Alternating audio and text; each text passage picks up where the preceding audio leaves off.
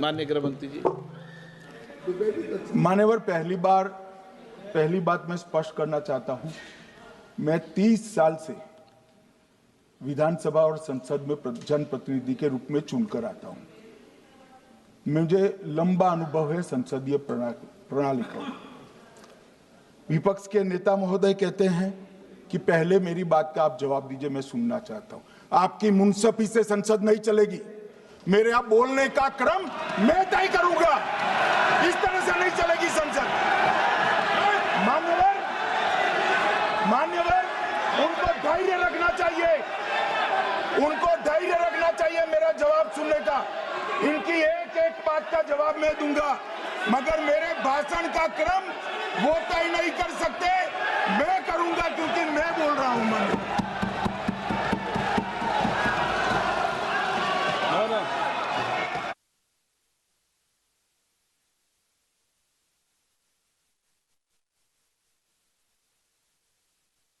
एक मिनट गृह मंत्री जी, एक मिनट गृह मंत्री, क्या गलत बोला उन्होंने यही बोला, आपने जो बात उठाई है मुझे कब बोलना है मैं तय करूंगा, यही बोला ना।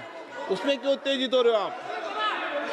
हाँ, आपके 2-2 मिनट में खड़े होने से थोड़ी जवाब देते रहेंगे। नो, माननीय गृह मंत्री नहीं हो सकता। मैं आपको फिर मौका दूंगा।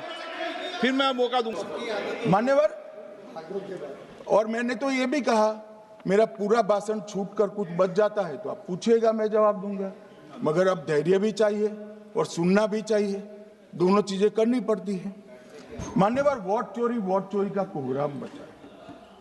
मैं वोट चोरी किसको कहते हैं वो बताना चाहता हूं। वोट चोरी के 3 आयाम हैं। एक तो मतदाता नहीं है, मतलब योग्यता नहीं है, और आप वोटर बन जाते हो तो वोट चोरी माना जाएगा। दूसरा, आप गलत प्रकार से चुनाव जीतते हो तो वोट चोरी माना जाएगा। और तीसरा, जनादेश को डिफाई करते हो, मतलब वोट के विपरीत आप कोई पद प्राप्त कर लेते हो तो भी एक प्रकार से वोट चोरी होता है। अरे सुनो ना, क्यों जल्दबाजी करते हो मानिकम? क्यों? अब मैं 3 वोट चोरी की घटनाएं बताना चाहता हूं। सबसे पहली घटना हुई, आजादी के बाद देश का प्रधानमंत्री तय करना था। तय कौन करना था? तो उस वक्त के जितने प्रांत थे, इसके कांग्रेस के अध्यक्षों ने, उनके एक वोट से तय होना था। अब 28 वोट श्री सरदार पटेल को मिले और 2 वोट जवाहरलाल नेहरू जी को मिले।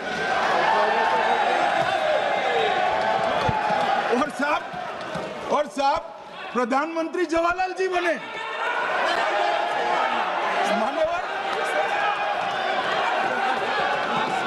मान्यवर,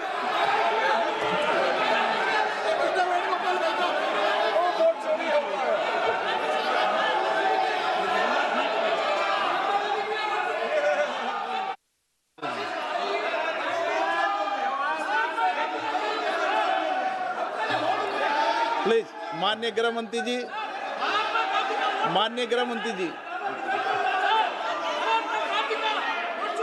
प्लीज।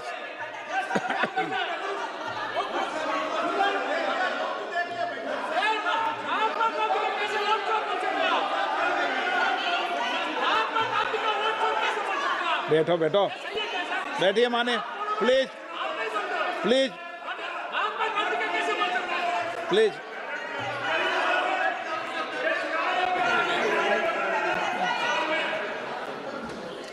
मान्यवर, दूसरी, प्लीज बैठिए माननीय सदस्य, प्लीज, हर बार नहीं उठते, बैठिए। मान्यवर, दूसरे प्रकार की वोट चोरी और नैतिक तरीके से चुनाव जीतना, ऐसी वोट चोरी भी भूतकाल में एक बार हुई थी। श्रीमती इंदिरा गांधी रायबरेली से चुनी गई। इलाहाबाद हाईकोर्ट में श्री राजनारायण पहुंचे कि चुनाव नियमों के अनुसार नहीं हुआ। इलाहाबाद हाईकोर्ट ने ये तय कर दिया कि श्रीमती गांधी ने उचित तरीके से चुनाव नहीं जीता है, हम इसको रद्द कर दें। मान्यवर, ये भी वोट चोरी थी, बहुत बड़ी वोट चोरी थी। और उसके बाद में क्या हुआ? उसके बाद में वो वोट चोरी को ढकने के लिए संसद में कानून लाए कि प्रधानमंत्री के खिलाफ कोई केस ही नहीं हो सकता। मैं विपक्ष के नेता को कहना चाहता हूं, इम्यूनिटी की बात आप चुनाव आयोग की पूछ रहे हैं, इसका तो मैं जवाब दूंगा, इसका मैं जवाब दूंगा इम्यूनिटी का। मगर ये इम्यूनिटी जो श्रीमती गांधी ने दी थी, इसके लिए आपका क्या कहना है? आपका क्या जवाब है? और उन्होंने तो स्वयं के लिए ले ली, उनका आरोप है। ऐसे नहीं चलता मान्यवर, आप जब बोले, जब 5-5 मिनट में उठेंगे क्या? ये मान्यवर, उनका आरोप है। आप भी बोले, आप भी बोले, आप भी बोले। 9 गलत, 1-1 मिनट में सदस्य नहीं उठेगा ना। मान्यवर, उनका आरोप है कि सरकार ने बनाया तो लोकतंत्र ने बनाया, तो जो समय का केस था वो बताया है, आगे का तो बताया। मोदी जी को भी सब लोगों ने प्रधानमंत्री बनाया है भाई, आपकी कृपा से नहीं बने हैं।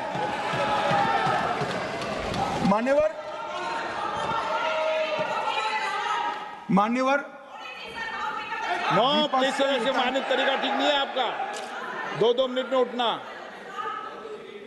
मान्यवर, विपक्ष के नेता ने कहा कि आपने चुनाव आयुक्तों को इम्यूनिटी दी। इनका आरोप सत्य नहीं है, मैं इसकी बात बाद में करता हूं। परंतु हमने तो चलो मानो चुनाव आयुक्त को इम्यूनिटी दी, श्रीमती गांधी ने तो अपने आप को इम्यूनिटी दी।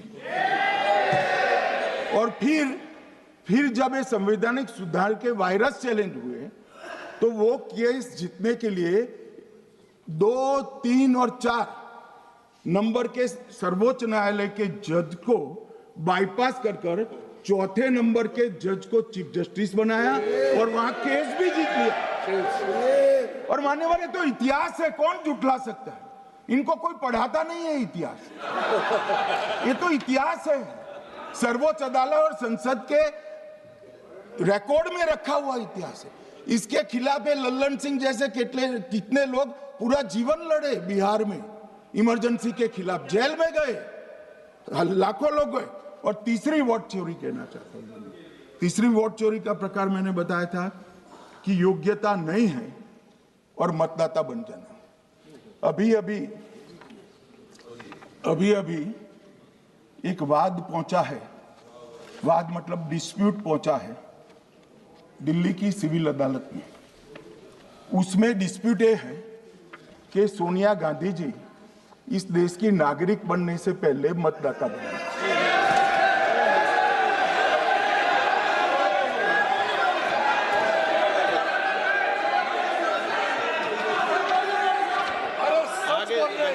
आगे सुनो, बोल क्या रहे, पूरी बात तो सुनो। मान्यवर,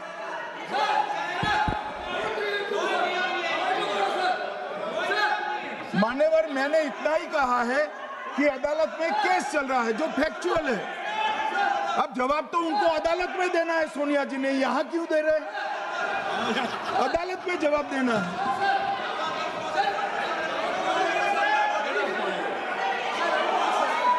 मुद्दा क्यों उठा रहे? मूल मुद्दा है अवैध घुसपैठियों को मतदाता सूची में रखने। इन लोगों ने मान्यवर,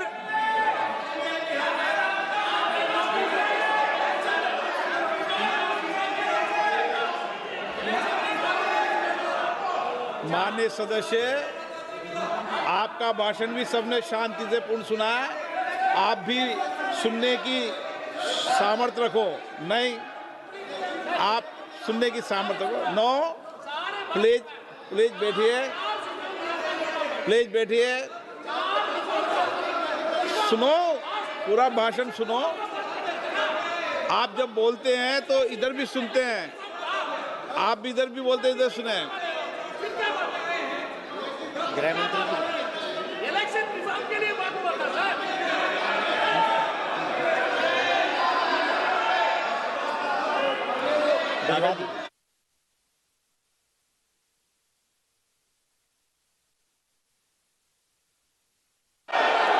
माननीय सदस्य, आप जब बोलते हैं तो इधर भी सुनते हैं, पूरे सुनने की क्षमता रखो। सर ये लोग डर गए हैं, जवाब नहीं सुन सकते हैं। इतना दिनों से देश के सामने में झूठ फैला करके इन्होंने गुमराह करके चर्चा मंगा। आज गृह मंत्री जी एक एक बात का जवाब दे रहे हैं, ये भाग गए, डर गए, सुन भी नहीं सकते ये। अगर ये सुन नहीं सकते हैं, इतना दिनों से संसद का समय बर्बाद क्यों किया? अगर सच्चाई नहीं सुन सकते तो इतना दिनों तक सरकार पर संसद का समय लोगों को भ्रम फैला करके क्यों समय बर्बाद किया? ये दिखा रहे, हमको मालूम था ये भागने वाले हैं। सच्चाई को सुनना चाहिए, सच्चाई को सुनना चाहिए। और जब सच्चाई सामने में आया तो डर गए, सुनने का कैपेसिटी तक नहीं है और इतना गुमराह किया। पिछले सेशन का पार्लियामेंट सेशन इन्होंने तबाही किया, मॉनसून सेशन को भी इन्होंने बर्बाद किया इसी मुद्दे पर, और ये हमारे शीतकालीन समय को भी इन्होंने 2 दिन बर्बाद किया। आज बारीकी से जब बता रहे थे ये लोग भाग गए, ये तो ठीक नहीं है।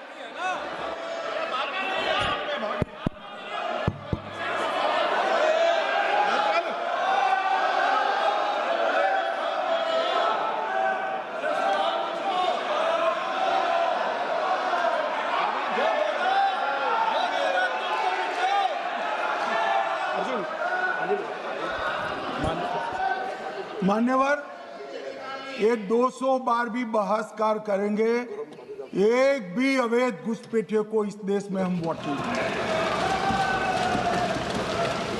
ये हमारे एनडीए का पॉलिसी है मान्यवर।